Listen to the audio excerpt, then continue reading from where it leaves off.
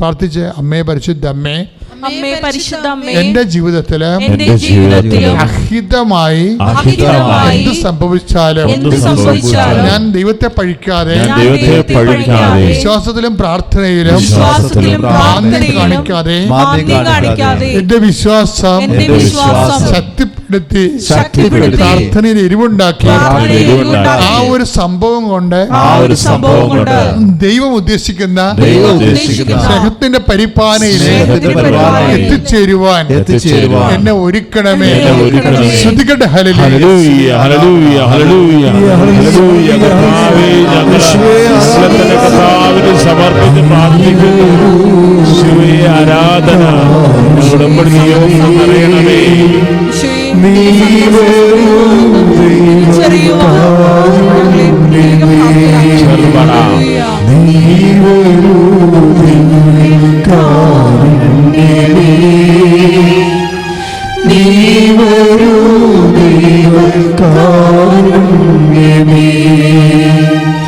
ജീവിതം നിന്റെ കാരുണ്യമേ, ജീവനേ നിന്റെ കാരുണ്യമേ, ജീവിതം നിന്റെ കാരുണ്യമേ,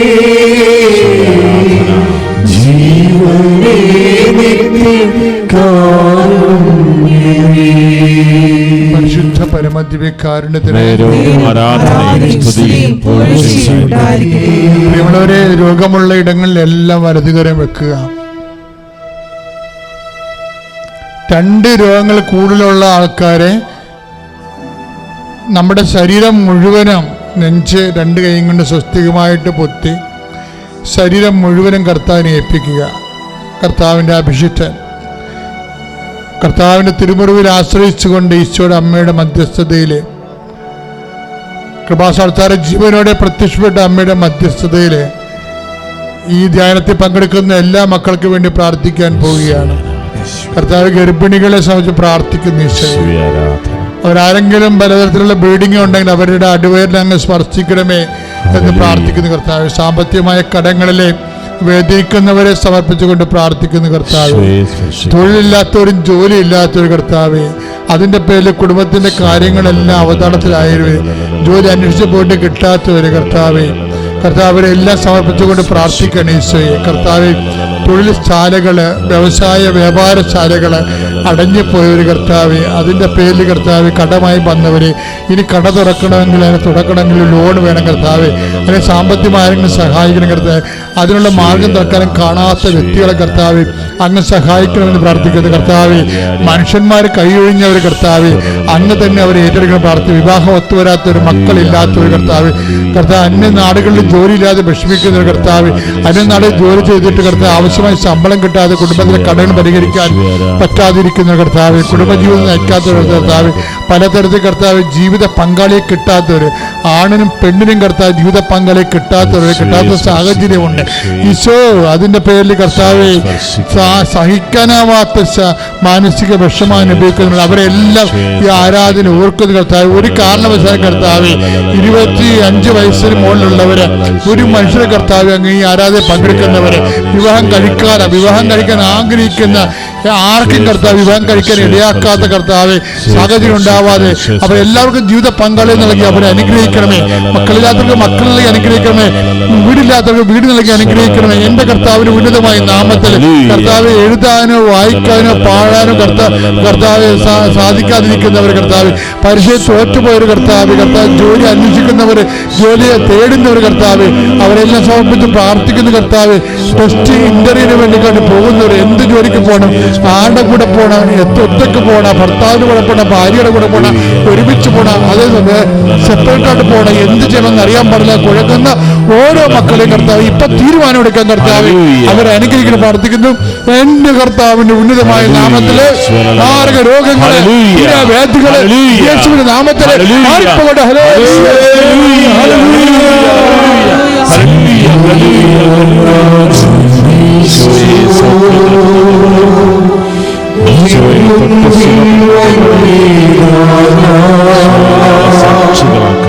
കാരുണ്യ സാഗരേ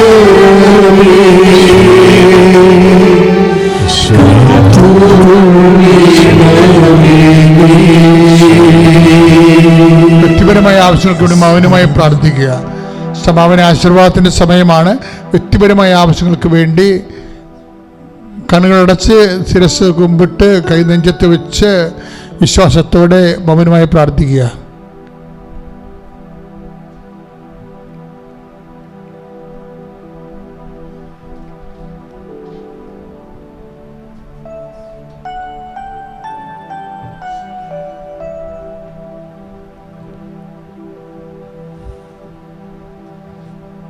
ഇപ്പോൾ ഞാൻ പ്രാർത്ഥനയുടെ അഭിഷേകം പറഞ്ഞില്ലേ, അതായത് എനിക്ക് എന്തെങ്കിലും ഞെക്കൽ തോന്നിയാൽ ഞാൻ ഓട്ടോമാറ്റിക്കായിട്ട് ഞാൻ പോലും അറിയാതെ എൻ്റെ മനസ്സ് ജപമാലിങ്ങനെ ചൊല്ലിക്കൊണ്ടിരിക്കും. അല്ലെങ്കിൽ ഒറ്റക്കായാൽ മതി. ആൾക്കാരെല്ലാം പോയി കഴിയുമ്പോൾ എൻ്റെ മുറി ഒറ്റക്കാണെങ്കിൽ ഇരിക്കണമെങ്കിൽ ജപമാല നമ്മൾ എടുത്ത് ഒന്നും ചെല്ലേണ്ട കാര്യമില്ല. മനസ്സിങ്ങനെ ജപമാല ചൊല്ലിക്കൊണ്ടിരിക്കും. അത് ഓട്ടോമാറ്റിക്കായിട്ട് വർക്കൗട്ട് ചെയ്യും. ഇതുപോലെ എൻ്റെ മക്കൾ പ്രാർത്ഥനയുടെ അഭിഷേകം പ്രാപിച്ചിരിക്കണം. അത് ഭയങ്കര സീരിയസാണ്. അല്ല നിങ്ങൾക്ക് പുസ്തകം കാണാതെ പ്രാർത്ഥിക്കുന്ന, അല്ലെങ്കിൽ മൊബൈൽ നോക്കി പ്രാർത്ഥിക്കുന്ന ആ ഇൻസ്ട്രുമെൻ്റൽ അത് മാറിയിട്ട് അനോയിൻറ്റ് പ്രെയറിൻ്റെ ഒരു മോഡിലേക്ക് ഇത് റീഫോർമാറ്റ് ചെയ്യണം. അതായത് അത് നമ്മൾ ഏറ്റവും ടോപ്പ് അഭിഷേകത്തിന് ഏറ്റവും ടോപ്പ് ജപമാലയാണ്. കാര്യം അതിലാണ് ഈ ആവർത്തനങ്ങളുള്ളത്. പക്ഷെ നമുക്ക് അഭിഷേകം കിട്ടാത്തത് എന്താണെന്നറിയാമോ? നമ്മൾ ആവർത്തനം നാക്കുകൊണ്ടാണ് നടത്തുന്നത്. അതുകൊണ്ടാണ് ശബ്ദം ഉണ്ടാക്കി നമ്മൾ നടത്തുന്നതാണ്. നമ്മളത് മനസ്സിൽ പിടിക്കണില്ല സംഭവം. അപ്പോൾ അതായത് പ്രാർത്ഥിക്കുമ്പോൾ കൃപ നിറഞ്ഞവളെ സ്വസ്തി എന്ന് പറയുമ്പോൾ മാലാഖയുടെ കൂടെ ഞാനും എൻ്റെ മനസ്സ് കൈകൂപ്പും. കൃപ നിറഞ്ഞവളെ സ്വസ്തി, കർത്താവ് നിന്നോട് കൂടെ. അതൊക്കെ പറയുമ്പോൾ നമ്മുടെ കണ്ണങ്ങോട്ട് നിറഞ്ഞു പോകും. കാര്യം സത്യമായ കാര്യമല്ലേ നമ്മൾ പറയണത്. അപ്പോൾ ഇതുപോലെയാണ്. അതിങ്ങനെ ആവർത്തിക്കുകയാണെങ്കിൽ ആ ജപമാല അഭിഷേകമായിട്ട് അങ്ങോട്ട് മാറും. വചനം, ആവർത്തിക്കുന്ന വചനം, നിങ്ങളെ തോണ്ടുന്ന വചനമില്ലേ, അത് എഴുതിയിടണം. എന്തിനാ? അത് ഇടയ്ക്കിടയ്ക്ക് എടുത്ത് നോക്കണം. അങ്ങനെ നോക്കി വരുമ്പോൾ കർത്താവ് ആ വചനം തരും.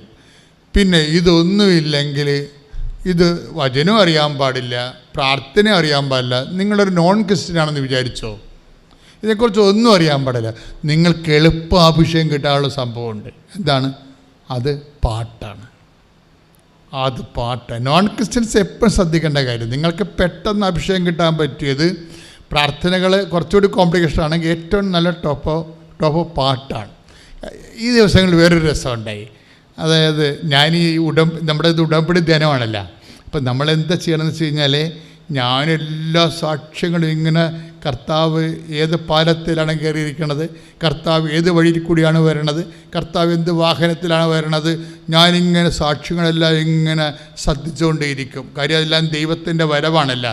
അപ്പോൾ ഓരോരോ വ്യക്തികളുടെ ജീവിതത്തിൽ വ്യത്യസ്തമായ രീതിയിലല്ലേ ദൈവം വരണത്. അപ്പോൾ ഈ ദിവസങ്ങളിലൊരു സാക്ഷ്യം ഞാൻ കേട്ടു. കാര്യം ഉടമ്പടി ധ്യാനമാകുമ്പോൾ ഉടമ്പടി സാക്ഷ്യ വിചാരങ്ങളാണ് എപ്പോഴും, അതിൻ്റെ വചനാംശങ്ങളാണ് നമ്മൾ നോക്കുന്നത്. നിങ്ങൾക്ക് ഞാനത് പകർന്നു തരും, വിശ്ലേഷിച്ച് തരും.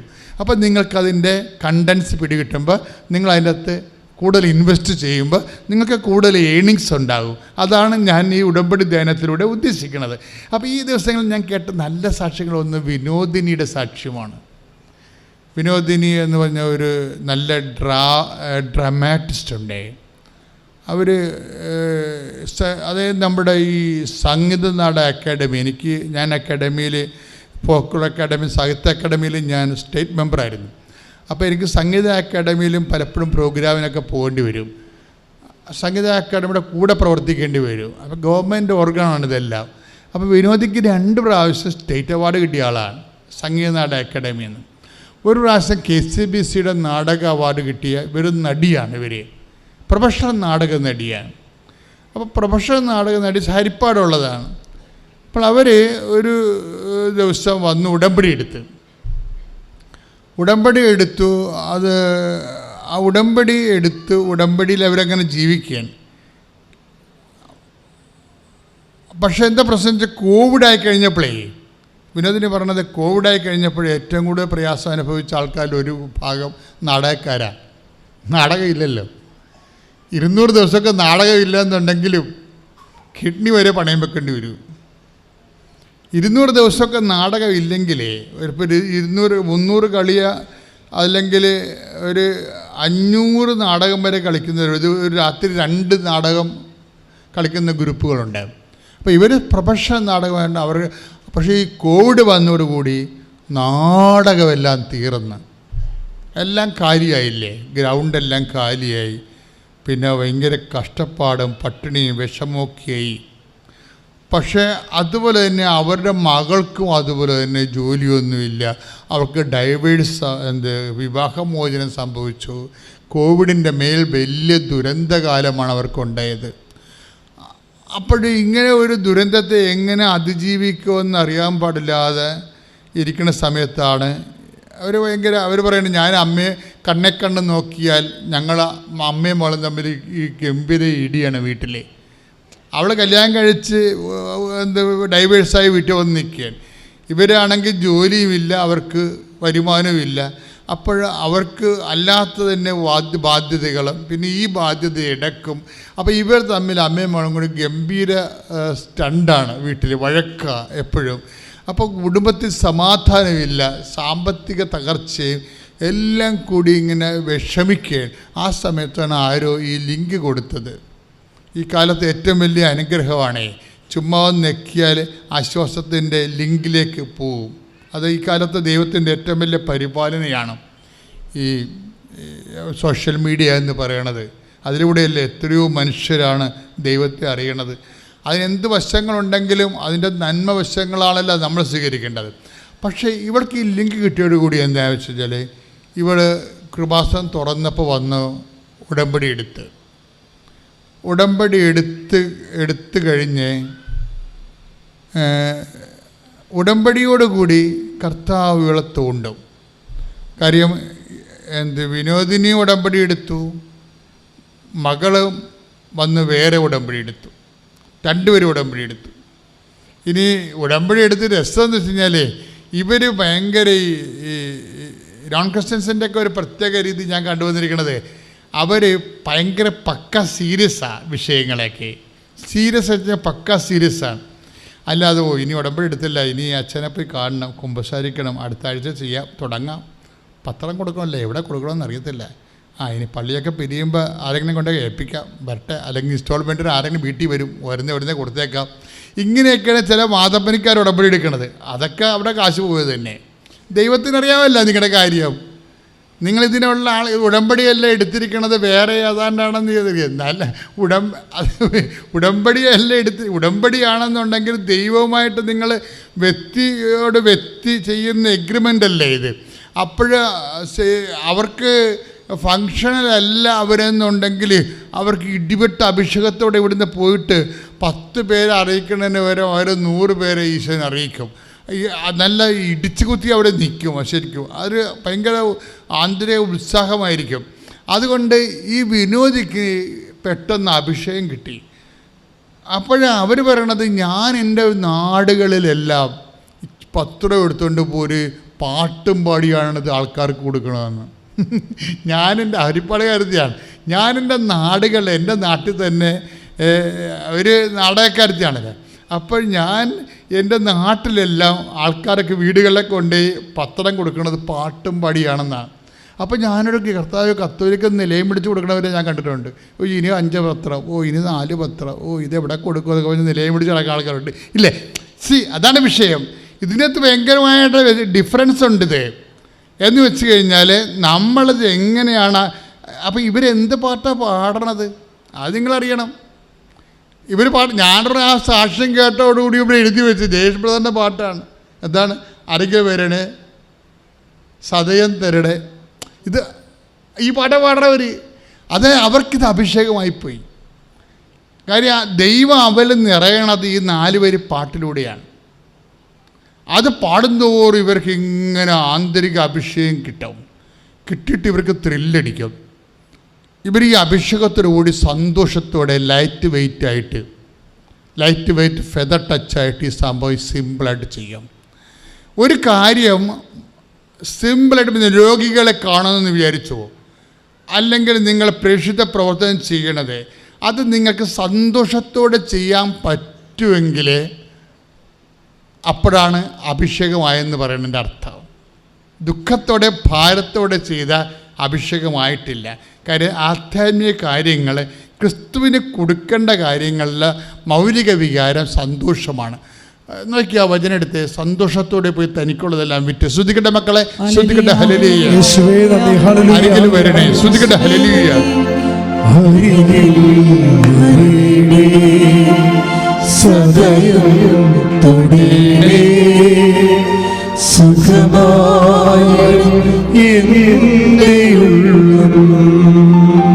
ഒരുമിച്ച് എല്ലാവരും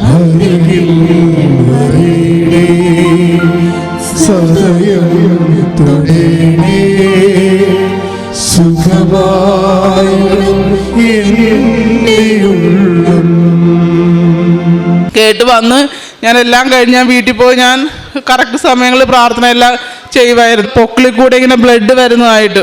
അപ്പം ഞാൻ എൻ്റെ ഹസ്ബൻഡിനോട് ഞാൻ പറയുകയാണ്, എൻ്റെ പൊക്കിളിൽ കൂടി ബ്ലഡ് വരുന്നതായിട്ട് ഞാൻ സ്വപ്നത്തിലൂടെ പറയുക. അപ്പോൾ എൻ്റെ ഹസ്ബൻഡ് പറയുന്നു, എടി അത് നിനക്ക് മുഴയുണ്ടല്ലോ, അത് ചിലപ്പോൾ മാതാവ് നിനക്ക് പൂർണ്ണമായിട്ടും നിനക്ക് സൗഖ്യം തന്നതായിരിക്കുമെന്ന് സ്വപ്നത്തിലൂടെ പറയുന്നത്. പക്ഷെ അത് കഴിഞ്ഞ് പിന്നെ ഞാൻ ഡോക്ടറിന് 3ാമത്തെ സ്കാൻ ചെയ്തുകൊണ്ട് കാണിച്ചപ്പോൾ ഡോക്ടർ പറഞ്ഞത് പൂർണ്ണമായിട്ടും അത് സൗഖ്യമായിട്ടുണ്ട്, ഇപ്പോൾ ഇനി കുഴപ്പമൊന്നുമില്ലെന്ന് പറഞ്ഞു.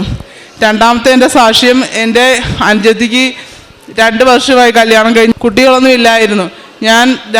ഞാൻ അതെൻ്റെ ഉടമ്പടിയിൽ ഞാൻ വെച്ചിട്ടുണ്ടായിരുന്നു. 2ാമത്തെ ഉടമ്പടി ഞാൻ പുതുക്കാൻ വന്നപ്പോഴും ഞാൻ മാതാവിനോട് ഇവിടെ നിന്ന് ഞാൻ കരഞ്ഞോട് ഞാൻ പ്രാർത്ഥിച്ചു, മാതാവേ എനിക്കൊരു അനുഗ്രഹം കിട്ടിയില്ലെങ്കിൽ അവൾക്കൊരു ഉടനെ ഉണ്ടാവത്തില്ല, അതിൻ്റെ ട്രീറ്റ്മെൻറ്റും കാര്യങ്ങളൊക്കെ നടന്നെങ്കിൽ മാത്രമേ അത് ശരിയാവത്തുള്ളൂ എന്ന് പറഞ്ഞു. ഞാൻ ഉടമ്പടി പുതുക്കാൻ വന്നപ്പോഴും ഞാൻ ഈ നടയിൽ നിന്ന് ഞാൻ കരഞ്ഞ് പ്രാർത്ഥിച്ച്, എൻ്റെ കാര്യങ്ങളൊന്നും സാധിച്ചില്ലെങ്കിൽ അവൾക്കൊരു കുഞ്ഞിനെ കൊടുക്കണേ അമ്മയെന്ന്. ആ ബ്ലോക്ക് ഉണ്ടെന്ന് പറഞ്ഞതിൻ്റെ ഒരാഴ്ച കഴിഞ്ഞപ്പോഴത്തേക്കും അവൾ എന്നെ വിളിച്ച് പറഞ്ഞു അവൾ പ്രഗ്നൻ്റ് ആണെന്ന്. അത് എൻ്റെ 2ാമത്തെ സാക്ഷ്യമാണ്. 3ാമത് എൻ്റെ അമ്മയുടെ അനിയത്തിക്ക് നാക്കി ക്യാൻസറാണ്. അപ്പം ആൻറ്റിക്കത് റേഡിയേഷൻ ചെയ്യാൻ വേണ്ടി കോട്ടയത്ത് പോയിരിക്കുകയായിരുന്നു. അപ്പോൾ ആൻറ്റി പറഞ്ഞ് ഈ 12ാമത്തെ റേഡിയേഷൻ ആകുമ്പോഴത്തേക്ക് ഫുഡൊന്നും കഴിക്കാൻ പറ്റാത്ത അവസ്ഥയിൽ അവിടെയുള്ള ആൾക്കാർ അവർക്കൊക്കെ മൂക്കിൽ കൂടെ ട്യൂബ് ഇടുന്നുണ്ടെന്ന് പറഞ്ഞു. അപ്പോൾ ആൻറ്റിക്ക് അത് ഭയങ്കര പേടിയായിരുന്നത്. അപ്പോൾ ആൻറ്റി എന്നോട് പറഞ്ഞു, മോളെ, അപ്പോൾ ഞാൻ പറഞ്ഞു ആൻറ്റി ഒന്നും പേടിക്കണ്ട, ആൻറ്റി കൃപാസനത്തിലെ മാതാവിനെ വിളിച്ച് ആൻറ്റി പ്രാർത്ഥിക്ക്, ഒരു കുഴപ്പവും വരത്തില്ല, ആൻറ്റിക്ക് ഒരു മൂക്കിൽ കൂടെ ട്യൂബ് ഇടേണ്ടി വരത്തില്ലെന്ന് പറഞ്ഞ്. ഞാനത് പോയി ഇവിടെ ഒന്ന് സാക്ഷ്യപ്പെടുത്തിക്കോളാമെന്ന് ഞാൻ പറഞ്ഞിട്ടുണ്ടായിരുന്നു. അത് ആൻറ്റി അത് പ്രാർത്ഥിച്ച്. പക്ഷേ ആൻറ്റിക്ക് അത് 32 റേഡിയേഷൻ ഉണ്ടായിരുന്നു. അത് ആൻറ്റിക്ക് ട്യൂബ് വേണ്ടി വന്നില്ല. ആൻറ്റിക്ക് അത് അമ്മയുടെ വലിയൊരു അനുഗ്രഹമാണത്. അത് ആൻറ്റിക്കിപ്പോൾ രോഗം പൂർണ്ണമായിട്ട് സൗഖ്യപ്പെട്ടിട്ടില്ല, എങ്കിലും ഒരു 75% ആൻറ്റിക്കത് മാറിയെന്നാണ്. അപ്പം ആൻറ്റി ഇവിടെ വന്ന് ഉടമ്പടി എടുത്ത് സാക്ഷ്യം പറയുന്നുണ്ട്. ഇപ്പം ഞാനിവിടെ സാക്ഷ്യം ഇത്ര പെട്ടെന്ന് ഞാൻ വന്ന് പറയാനുള്ള കാരണം, എൻ്റെ മൂത്ത മോന് മൂക്കിലൊരു ദശ വളരുന്നുണ്ടായിരുന്നു അവന്. അപ്പോൾ അവന് കൊണ്ട് കാണിച്ചപ്പോൾ ഡോക്ടർ എൻഡോസ്കോപ്പ് ചെയ്തപ്പോഴത്തേക്ക് എന്നെയും കയറ്റിയായിരുന്നു. എന്നെ കയറ്റിയോട് പറഞ്ഞ്, ചേച്ചി ഒത്തിരി വലിയ ദശയാണത്, അത് നമുക്ക് സ്പ്രേ ഒന്നും അടിച്ചാൽ മാറത്തില്ല, അത് മരുന്നൊന്നും ഒഴിച്ചാൽ മാറുന്നതല്ല. അത് അവരെന്നെ കാണിച്ചപ്പോൾ അത് എനിക്ക് തന്നെ പേടി വന്നു. കാരണം അവൻ്റെ മൂക്കിൽ ഒട്ടും ശ്വാസം എൻ്റെ കുഞ്ഞിന് വിടാൻ പറ്റുന്നില്ലായിരുന്നു. അതുപോലെ തന്നെ ഒരു മൂക്കിൽ വളവും ഒരു മൂക്കിൽ അവന് ദശയുമായിരുന്നു. നല്ലോണം ഞാനത് കണ്ടിയേ. ഞാൻ അന്ന് തൊട്ട് അന്ന് അവർ മരുന്നൊന്നും എനിക്ക് തന്നില്ല. അവർ പറഞ്ഞത് സർജറി ചെയ്താലേ മാറത്തുള്ളൂ. അപ്പോൾ നാളെ 17-ാം തീയതിയാണ് അവരെനിക്ക് ഡേറ്റ് ഇട്ടത്, ഓഗസ്റ്റ് 17. അപ്പം ഞാൻ അന്ന് തൊട്ട് വന്ന് ഞാൻ മാതാവിനോട് ഞാൻ ഡേറ്റ് ഇട്ട് ഞാൻ പ്രാർത്ഥിച്ചു, മാതാവേ 17-ാം തീയതിയാണ് എൻ്റെ കുഞ്ഞിൻ്റെ ഓപ്പറേഷൻ, എൻ്റെ കുഞ്ഞിൻ്റെ ദേഹത്ത് അമ്മ കത്തിയേക്കാളുള്ള അവസ്ഥ ഉണ്ടാക്കരുത്, അവന് ഒരു ചെറിയ മുറിവ് പോലും വന്നാൽ അവന് പേടിയാവര്. അപ്പം ഞാനത് പ്രാർത്ഥിക്കുമായിരുന്നു.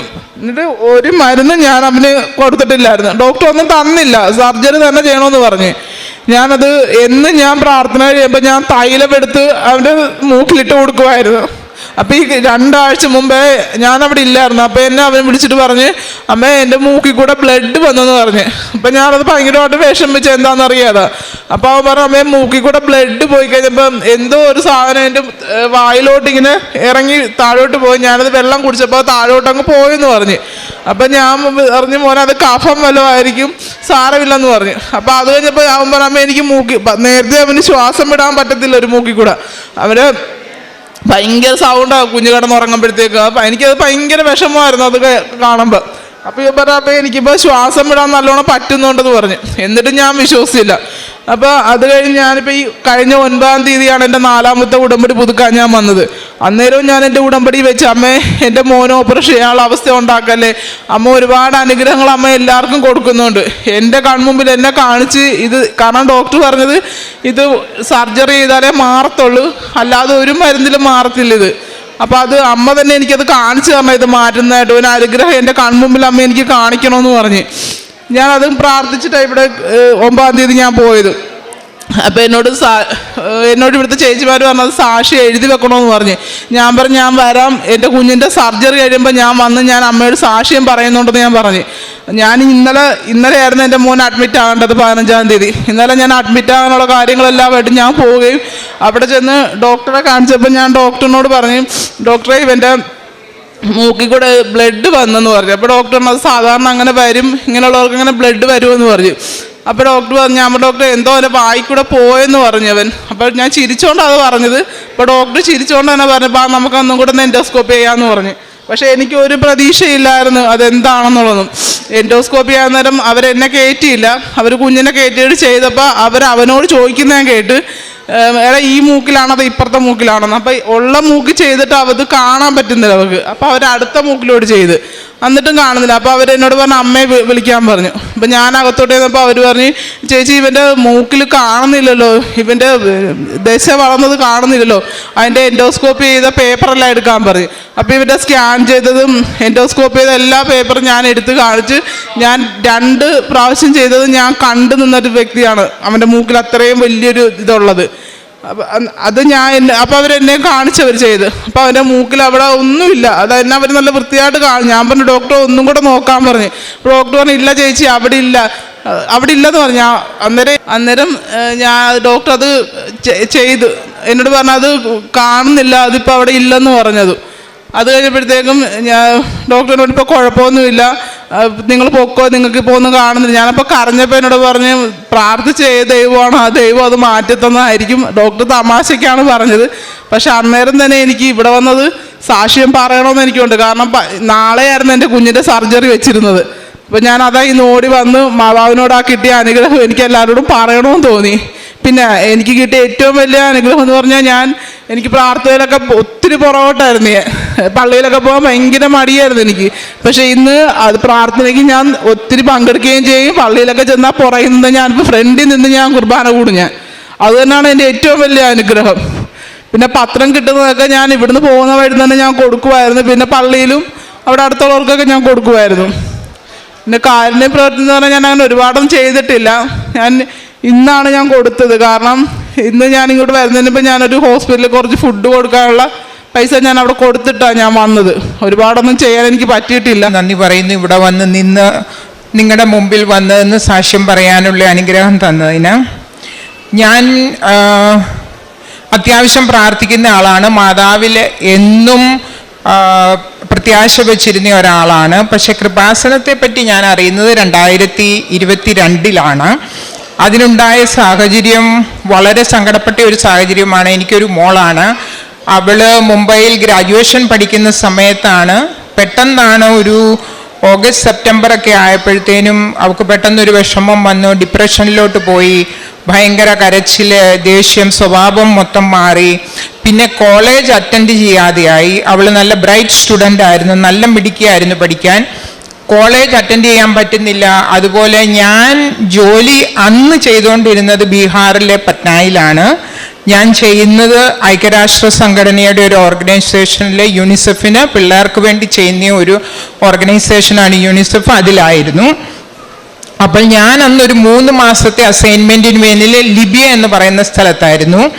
അപ്പം ഇവളെന്നെ ഫോണിൽ വിളിച്ചിട്ട് ഭയങ്കര കരച്ചിലും പറഞ്ഞു എനിക്കെന്തോ പ്രോബ്ലം ഉണ്ട്, പക്ഷേ എനിക്ക് കോളേജ് അറ്റൻഡ് ചെയ്യാൻ പറ്റുന്നില്ല എന്ന് പറഞ്ഞു. പക്ഷേ കൂട്ടുകാരൊക്കെ ഹെൽപ്പ് ചെയ്യുമായിരുന്നു. അപ്പോൾ ഞാൻ വിചാരിച്ചു ഇത് കുറച്ച് ദിവസത്തെ കാര്യങ്ങളേ ഉള്ളൂ, ഇത് പെട്ടെന്ന് മാറും, അഡോളസെൻ്റ് ഏജ് ആണ്, വളർന്നു വരുന്ന സമയമാണ്, എന്തെങ്കിലും ഉണ്ടായി കാണും, അല്ലെ കോളേജിൽ എന്തെങ്കിലും പ്രശ്നം കാണും എന്നാണ് കരുതിയത്. പക്ഷേ അതുപോലെയല്ലായിരുന്നു. അതിങ്ങനെ കൂടിക്കൂടി വന്നു. അവൾ കോളേജിൽ പോകുന്നില്ല, എന്നെ വിളിക്കുമ്പോൾ അവൾ പറഞ്ഞ് പല പല കാര്യങ്ങളും കേൾക്കുമ്പം ഭയങ്കര പേടിപ്പെടുത്തുന്ന ഇതായിരുന്നു, എന്ത് സംഭവിക്കായിരുന്നു. അത് കഴിഞ്ഞ് ഞാൻ തിരിച്ചു പട്നായി വന്നു കഴിഞ്ഞും ഇതിന് കുറവൊന്നുമില്ല. അപ്പം ഞാൻ എന്നും ഇതിങ്ങനെ കേട്ടിട്ട് പോവുകയും വരികയും ചെയ്യുമ്പോൾ, ഓഫീസിലോട്ട് പോവുകയും വരികയും ചെയ്യുമ്പോൾ ഞാൻ എന്നും കരഞ്ഞുകൊണ്ടായിരുന്നു വണ്ടി ഓടിച്ചുകൊണ്ടിരുന്നത്. അന്നും എനിക്ക് മാതാവിൽ നല്ല വിശ്വാസമുണ്ടായിരുന്നു. എൻ്റെ ഈ ജോലി കിട്ടിയതും മാതാവിനോട് പ്രാർത്ഥിച്ചിട്ടാണ്. പക്ഷെ കൃപാസനത്തെ പറ്റി അറിയത്തില്ലായിരുന്നു. അത് കഴിഞ്ഞ് പക്ഷെ ഞാനിത് ആരോടും പറഞ്ഞില്ല. ഒരു മോളാണ്, ഞാൻ തന്നെ ഇത് സഹിച്ച് എനിക്ക് സഹിക്കാൻ പറ്റാതെ വന്നപ്പോഴത്തേനും ഞാനിത് എൻ്റെ ചേച്ചിയോട് പറഞ്ഞു. എൻ്റെ ചേച്ചി കൂട്ടത്തിൽ വന്നിട്ടുണ്ട്.